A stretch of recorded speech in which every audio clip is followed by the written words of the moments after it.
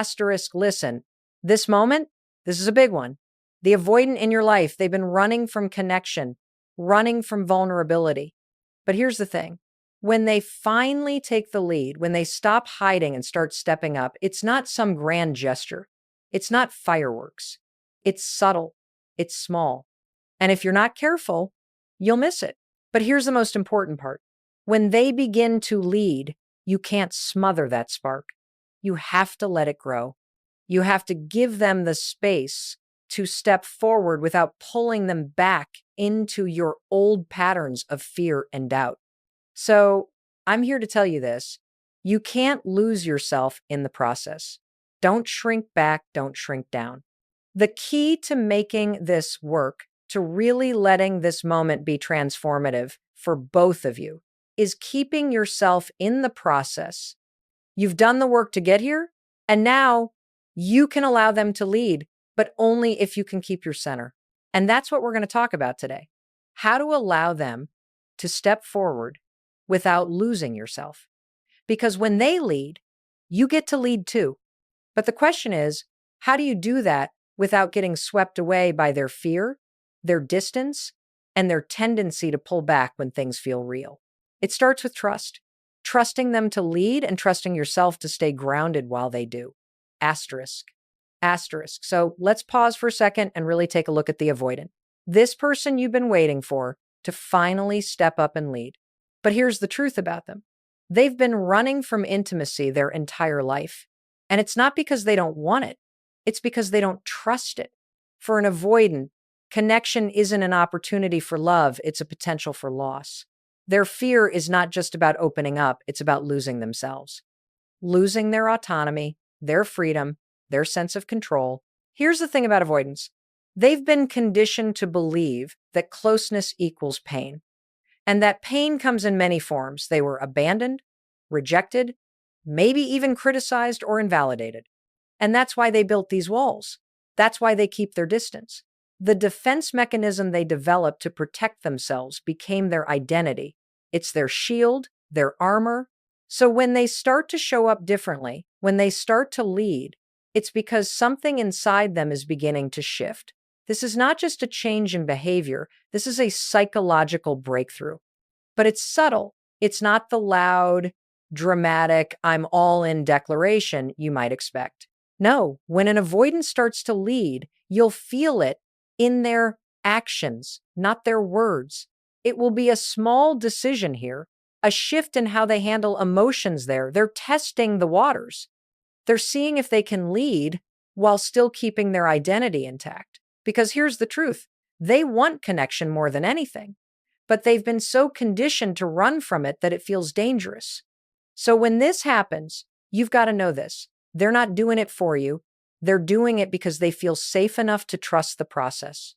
And when they do this, when they begin to step up, you have to be ready to respond, not with pressure or demand, but with patience, empathy, and clear boundaries.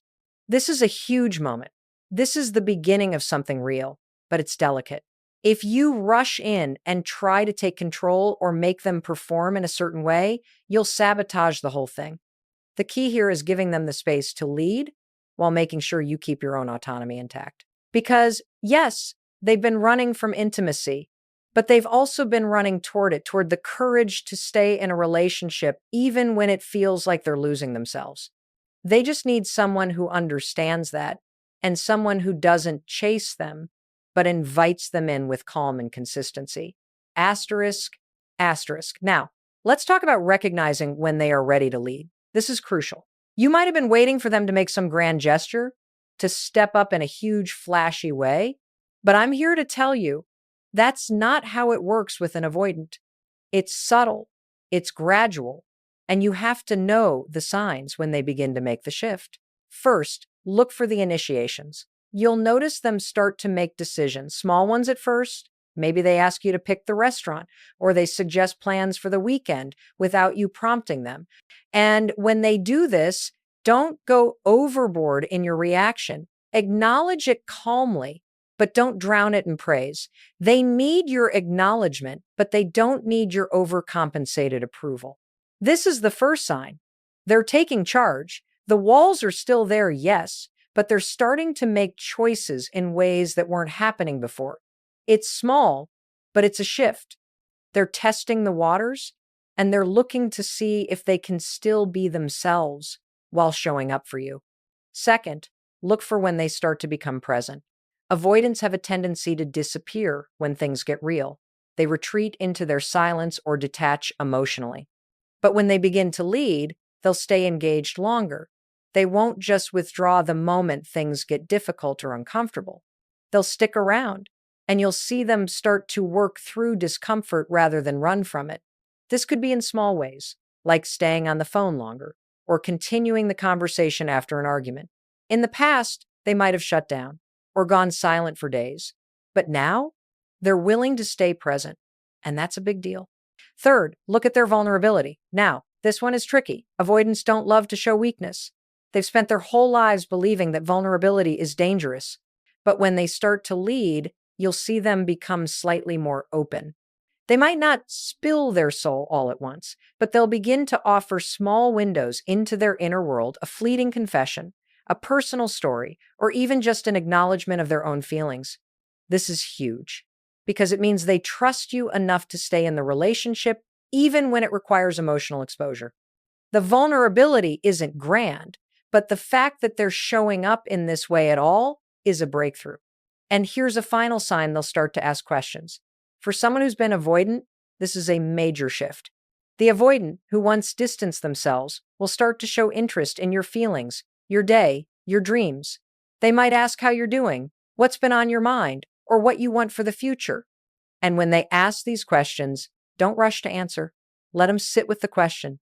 Don't fill the silence with an anxious need to explain or fix. Let them own their curiosity and their interest. Remember this, their initiative is not an invitation for you to chase them more. It's a moment where they are finally allowing themselves to take some steps toward real connection. Your role here is to stay grounded. Let them step forward at their pace. You cannot chase them. You cannot pressure them. You can only invite them in with your own calm, your own self-respect, and your own boundaries. If you start chasing them or forcing them to move faster than they're comfortable, you'll trigger their fear and they'll retreat. So wait for them to show you their next step. Let them lead, but only when they're ready. And that readiness will show in these small, quiet, but undeniable signs. Asterisk.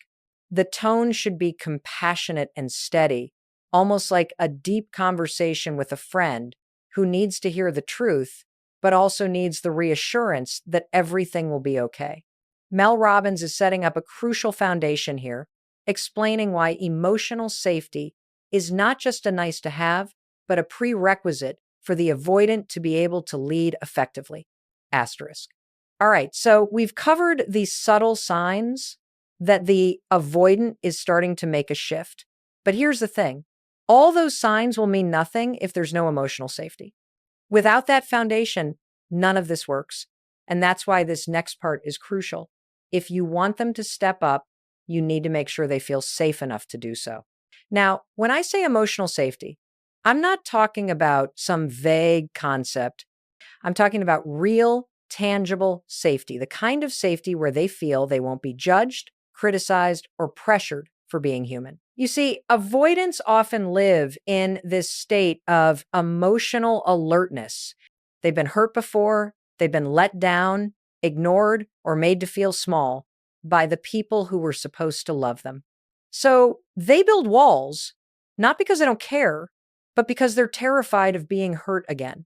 If you want them to lead, you have to make sure they feel safe enough to lower those walls, even if it's just a little bit. And that doesn't mean you fix them or try to convince them that everything is fine. No, it means creating a space where they feel that they can show up without the fear of rejection. This is the bedrock of any healthy relationship, but for an avoidant, it's even more essential. The first thing you need to do is show up consistently. Avoidants are constantly watching for signs of inconsistency. If you're hot and cold, if one day you're all in and the next day you're distant, that will trigger their fear. If you want them to feel emotionally safe, you have to be a consistent presence in their life. That doesn't mean you don't have bad days or you don't ever need space yourself, but it does mean that you show up for them in a way that they can rely on. Let's talk about space for a second. Space is not something that should feel like rejection. For an avoidant, space is often the only way they can regulate their emotions. But here's the trick: don't punish them for needing space. It's not a test, it's not a manipulation tactic. They don't pull away because they don't care about you. They pull away because they're overwhelmed. And if you react by chasing them or making them feel bad about it, you're just reinforcing the fear that they're going to lose themselves.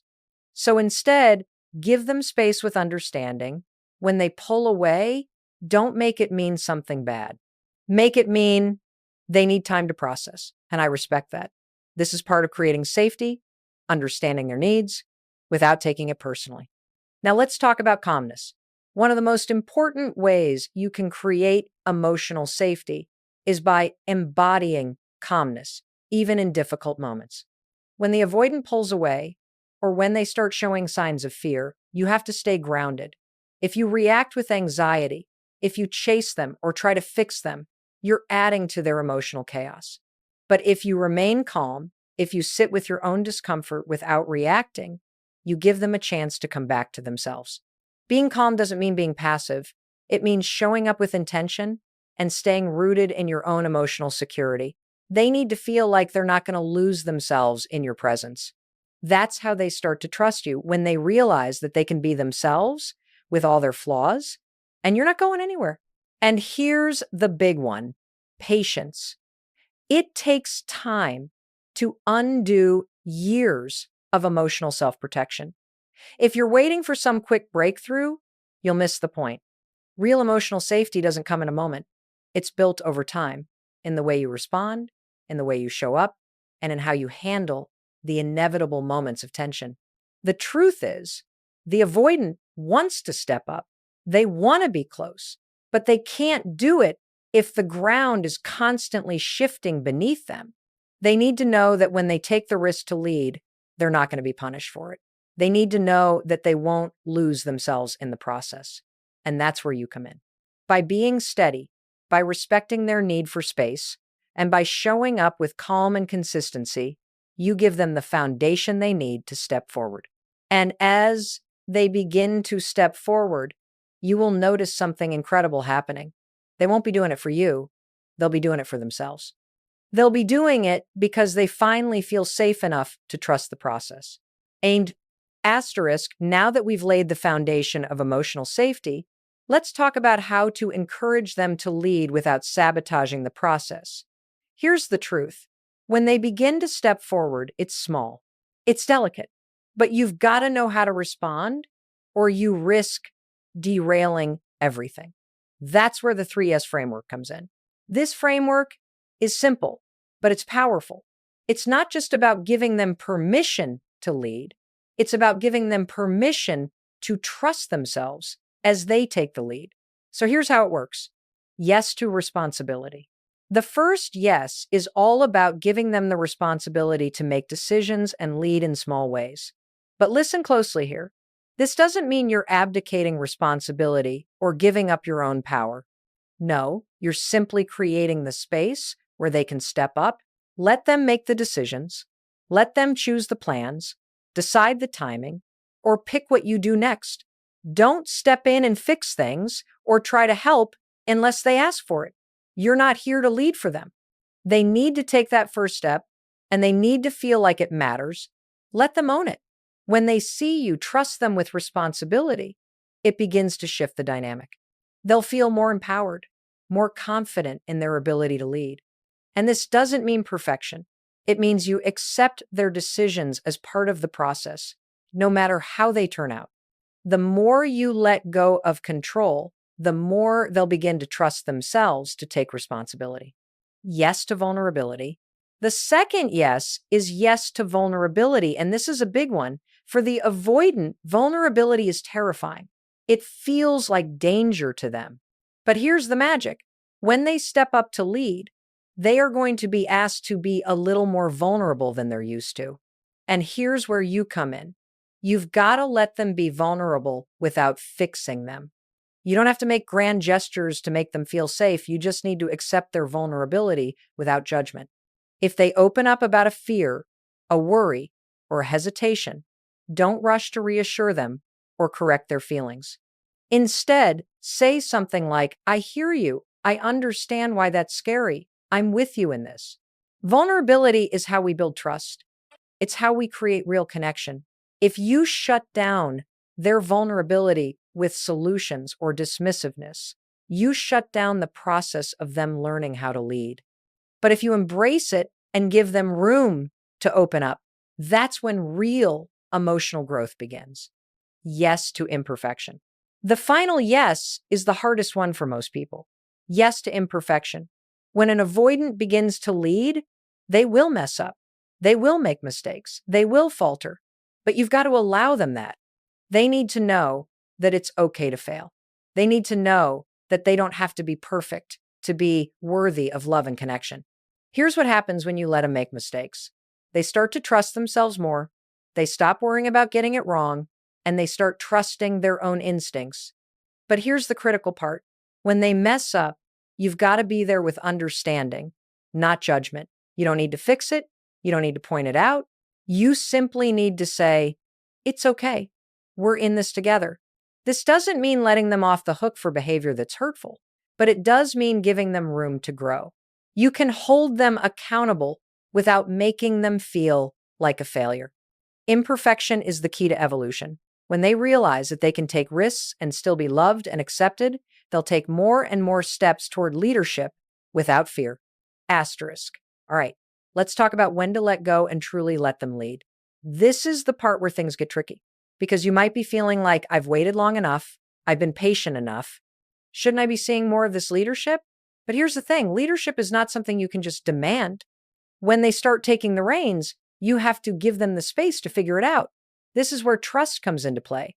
But it's also where you trust yourself enough to step back without withdrawing emotionally. Because this moment isn't about you trying to get them to do what you want. It's about letting them take control of the relationship while you take control of your own emotional well-being. You see, it's not about forcing them to lead. It's about giving them room to breathe. So when they start to make those small moves towards leadership, you need to step back and let them do it on their own. If you hover too much, if you start giving too many suggestions or start telling them how to lead, you'll quickly fall into the old pattern of trying to control the situation. And when that happens, they'll retreat. Why? Because to them, control means danger. Control means they lose themselves. Now, stepping back doesn't mean withdrawing your love. You're still there. You're still emotionally available. But now, instead of driving the bus, you're in the passenger seat, trusting them to navigate. And here's where it gets interesting. You're also teaching them how to lead by showing them how to trust themselves. You're showing them that you don't need to be in control of everything for things to be okay. You're modeling emotional security. That means when they take a step back, you don't panic. When they make a mistake, you don't fix it. And most importantly, when they falter, you don't bail. Let me break this down further for you. If you let go too quickly without showing your own emotional strength, they might feel abandoned. But if you hold on too tightly, they'll feel smothered and they'll retreat into their own emotional fortress.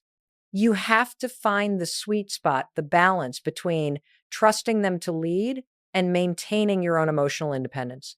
You also need to be ready for when they pull back. There's a delicate dance between giving them the space to step forward and allowing them the freedom to retract without making it mean something bad. This is their process, and it's uncomfortable for both of you. But if you don't respect their need for space, you're basically telling them, you can only be in this relationship if you do it my way. That's not trust. That's control. So here's the rule. When they start taking the lead, let them. When they retreat, respect it, but don't back down in your own emotional security. Stay grounded. And when they make a mistake, allow them that space to grow. Let them learn from it. Trust is the magic here, not just in them, but in yourself too. When you let go and let them lead, you show them that love doesn't require manipulation. It doesn't require control. It requires freedom. The freedom to make mistakes, the freedom to show up, and the freedom to be imperfect. And that, my friend, is the foundation of a real, lasting relationship. Remember, if you're pushing them, they'll pull away. But if you can allow them to make the choice without expectation, they'll start to lead. And when they do, you'll both feel that shift, the shift from fear to real love. The key is not to micromanage their progress. You've got to let them take responsibility for their decisions, even when they're small. And you've got to trust that in doing so, you're building something far more meaningful than any short-term fix could give you. Asterisk. Asterisk. Now let's get into something that's often the trickiest part of the process. How to communicate when the avoidance starts to lead. Because let's face it, you can feel all the right things, but if you don't know what to say or how to say it, you risk slipping right back into the old pattern of chasing or trying to fix things. And we're not doing that anymore. So here are some scripts that will help you navigate this shift with grace and self-respect. 1, when they take the lead, acknowledge the effort without overdoing it. When they make a decision, no matter how small, you want to acknowledge it, but in a way that doesn't make them feel like they have to be perfect or that they're doing something for your approval. Here's what you say. I really appreciate you taking charge today. I'm glad to see you making decisions. It feels good to know we're moving forward together. This keeps the focus on their effort without making it feel like it's about you needing something from them. You're giving them space to step into their power while still showing that you notice and appreciate the shift. 2, when they express vulnerability, validate, don't fix. Remember, vulnerability for an avoidant is like stepping off a cliff. It's scary, and they will often hold back because they fear judgment or rejection. When they open up, even if it's just a little, you've got to validate it, but not overwhelm them. You can't fix their feelings. You've got to let them process at their own pace. Try this.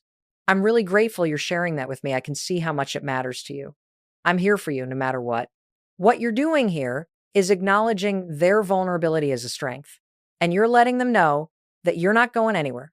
You're not going to rush in with solutions. You're going to stay. 3, when they start to pull away, respect their space. Don't take it personally. If they start retreating or pulling back, don't panic. It's not about you. It's about their internal process, their fear of losing control. You can't force them to stay, but you can set the tone by respecting their need for space without taking it as rejection. Here's what you can say. I understand that you need some space right now. Take all the time you need. I'm right here when you're ready to come back. By saying this, you're giving them room to breathe while also showing that you're not going anywhere. You're not chasing. You're giving them the freedom they need to come back when they're ready. This is emotional security in action. 4, when they make a mistake, support. Don't criticize. Let's be real. They will mess up. They might make decisions that don't turn out well. The key here is to show understanding, not criticism. They need to know that it's okay to fail and that it won't ruin the relationship. But at the same time, you can still maintain your boundaries and let them know that there are consequences to behavior that affects you. Here's an example of what you can say. It's okay that things didn't go as planned. We can figure this out together. Let's talk about what happened and see how we can adjust for next time. I'm not upset with you. I'm just making sure we both feel heard and understood. This statement does a couple of things. It acknowledges the mistake while also showing that you're willing to work through it together. You're not fixing the situation for them, but you're offering support while maintaining the integrity of the relationship. 5, when you need something, request with clarity, without overwhelm. When you need them to step up, ask for it directly, but with kindness and without pressure. Avoidants often get overwhelmed by emotional demands, so your request needs to be clear and grounded in practicality, not drama. Try saying, I really need your support with this. I know we've both been busy, but it would mean a lot to me if we could figure this out together. By being direct but gentle, you show that you trust them to meet your needs without turning it into a high-pressure situation. You're not demanding. You're simply inviting them to be a part of the solution. Asterisk. Now, let's get into something that might sound counterintuitive, but it's absolutely critical to the avoidant attachment dynamic: detachment. I know what you're thinking. Wait, Mel, didn't we just talk about letting them lead? Isn't detachment the opposite of what we're trying to do here? No, it's not. Detachment is the secret to healthy connection. Detachment doesn't mean you're walking away or pulling out emotionally. It means that you're removing the pressure from the situation and letting things unfold naturally. It's about holding space without chasing, without clinging, without constantly trying to control the outcome. For an avoidant, the worst thing you can do is hold on too tightly. The moment you become too emotionally attached, too reliant on their behavior to feel okay about yourself, you've lost the balance. And here's the truth: if you don't stay emotionally steady while they take the lead, they will feel it. They'll sense that neediness, that pressure, and it will push them back into their shell. But here's the key: when you step back emotionally and energetically, you actually create room for them to step forward. When you detach in a healthy way, you're showing them that they don't need to perform for your love, that you don't need them to be something they're not. You're saying, I'm good with who I am, and I'll be good no matter what you choose. The first step to detachment is realizing that you are not responsible for their healing. You can't fix them. You can't carry their emotional burdens. Your job is to create a space where they can work through their stuff at their own pace. The more you take ownership of your own emotional needs, the more you can create a safe container for them to grow in. So, what does detachment look like in practice? It's not pushing them to open up when they're not ready. It's not chasing them when they pull away. It's not trying to fill every silence with words or explanations. It's giving them room to process and to take responsibility for their own emotional journey. And here's the game changer: detachment doesn't mean indifference. It doesn't mean you don't care or that you're shutting down emotionally. It means you are creating the emotional space for both of you to grow and to become better versions of yourselves separately and together. When you're too attached, you might unconsciously make their emotional space feel like a trap. But when you detach in a healthy way, you give them the space to breathe, to grow, to evolve.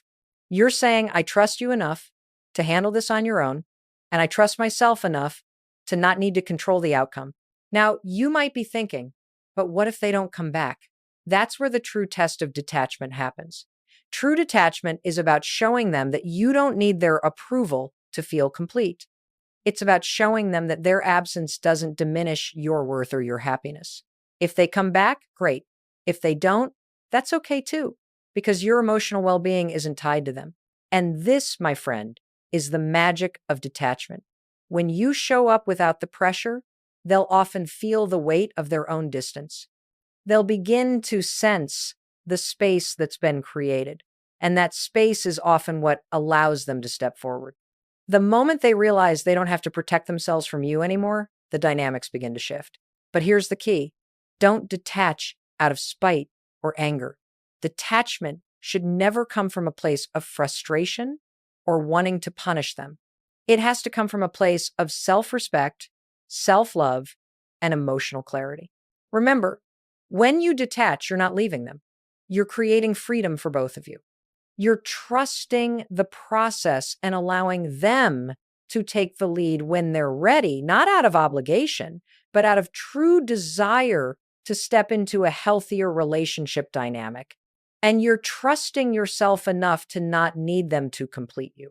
So step back, let them lead, show them that you're okay even if they don't.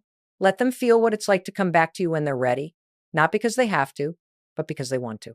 And in that space of detachment, you both get the freedom to become who you're meant to be together and apart. Asterisk, asterisk. Now, let's wrap this up. You've been on this journey with me and you've learned a lot. But here's what I want you to take away from all of this: you cannot control anyone's healing. You cannot control anyone's emotional journey.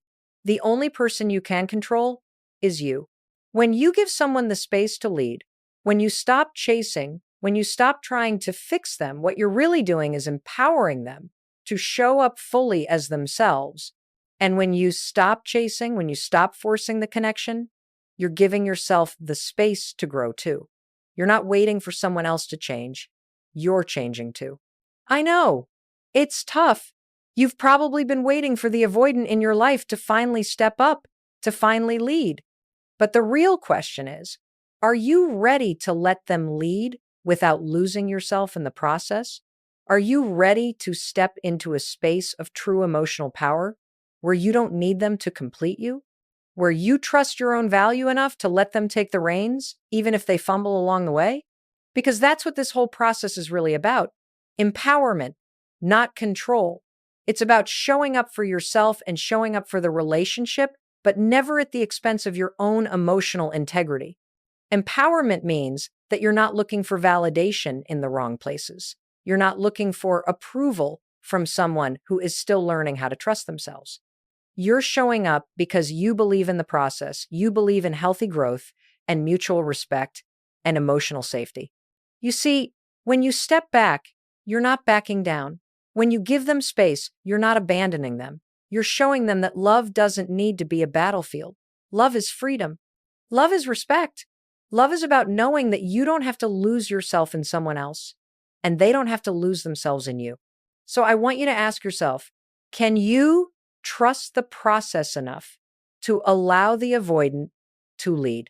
Can you let go of the need for perfection and instead create space for real connection, the kind that's grounded in understanding, patience, and self-respect? Because when you stop chasing, when you stop forcing the connection, you become the one they want to follow. Your calm becomes their calm. Your confidence becomes their security. And that's when true transformation happens. Let them lead. Let them make their mistakes. Let them grow. But most importantly, let yourself grow too. Because real love is not about control. It's about mutual evolution. It's about both people choosing each other, not out of fear or neediness, but out of freedom, trust, and respect. If you've learned anything today, remember this: you are worthy of a love that's safe. You are worthy of a connection that lets you both grow. The avoidant might still be figuring things out, but the question is, are you willing to trust the process? If you can keep your emotional ground while giving them space to step up, you're not just creating a healthy relationship. You're creating the space for both of you to evolve into your best selves, together and apart.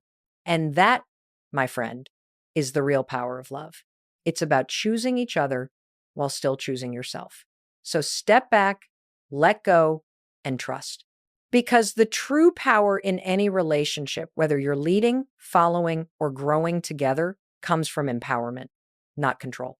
If you found this video helpful, I want you to take a moment and like, share, and subscribe so you can get more practical advice like this and continue learning how to build stronger, healthier relationships. And leave a comment below letting me know, how will you apply what you learned today? Are you ready to step back and let the avoidant lead? I can't wait to hear your stories. Keep growing and keep trusting the process.